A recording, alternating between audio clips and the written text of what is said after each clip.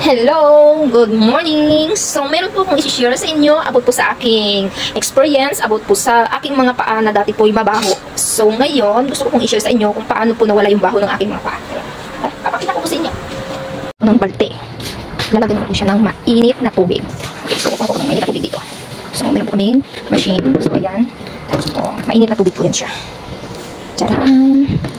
So, ayan, usok na ng bonggang-bongga. Mainit na tubig. So, gamihan po natin. Pwede din naman po sa mga planggana. Or kaya po sa ano. Ay, wala po kasi akong planggana. So, ito lang po yung ipapakita ko po sa inyo. So, okay na po yan. Pag makasunod po tayo.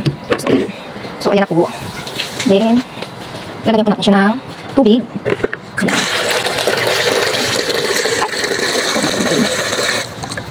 Ayan. Then, pagkuha po natin kanya. Pasok po kayo sa loob.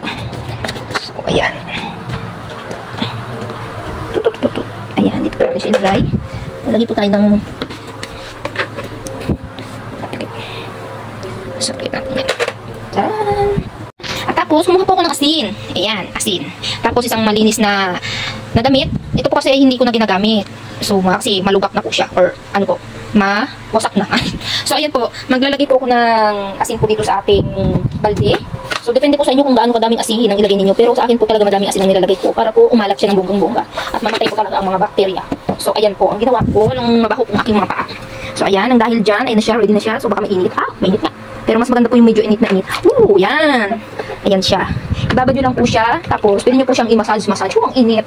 My God. So, ay! So, ayan po. Binababad po siya. Mainit po siya. Mainit po siya. Kaya, taas po natin. Pero, kaya lang po. So, ayan. So, ibababad lang po natin. May iwasan nyo po talaga yung pagbaho po na tuluyan ng mga. So, ayan. Okay na po. Ayan. Ganda siya. Aking towel, ayan po. So, yan lang po yung ginawa ko. So, linisan nyo lang po siya ng malinis po na ano. Ng mga towel po, or meron po kayong madamit na hindi nyo na po ginagamit. So, ayan. Ayan po. Ayan, grabe no. Ugat-ugatin pa ako. So, ayan na po siya. Tara! Diba? So, ganyan lang po. Then, pag after nyo kung ano po, i-discharge nyo po ng tubig. Yan. So, pwede nyo na po siyang ipahinga. So, medyo hindi na po siya maamoy yan. Siguro may mga amoy pa po ng kaunti, pero kaunti-unti po siyang mawawala. Pag lagi-lagi po siyang ginaganito po na binababad nyo po sa mainit na ay maligamgam na tubig na may asin. So, yan po. Yan po ang mga tips ko po. Sana po makatulong ako sa inyo sa simpleng tips ko po para po sa mabahong pa. Thank you!